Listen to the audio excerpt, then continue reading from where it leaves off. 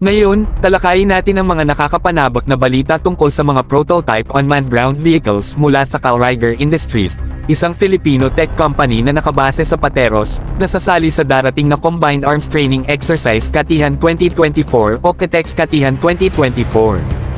Ang dalawang UGVs na 3CCMOR pa SROG 1000 UGV Class 3 na mas malaki at may pinturang berde, at ang CSFMT SROG 500 UGV Class 2 na mas maliit at may pinturang itim ay may iba't ibang purpose.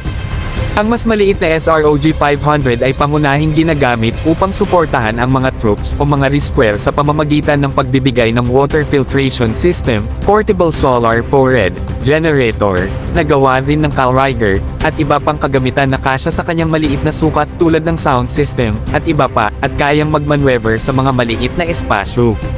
Ang mas malaking SROG 1000 ay gagamitin din bilang supply platform na nagdadala ng bala at iba pa, at maaari rin itong dalhin ang mga teknolohiyang tulad ng Starlink satellite internet antenna gaya ng ipinapakita sa mga litrato.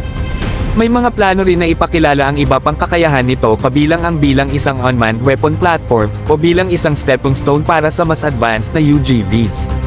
Ang Kalriger Industries ay orihinal na nagdevelop ng mga portable solar powered power generators na ginagamit ng mga lokal na pamahalaan, rescue services, at ng mga armed services kabilang ang Armed Forces of the Philippines.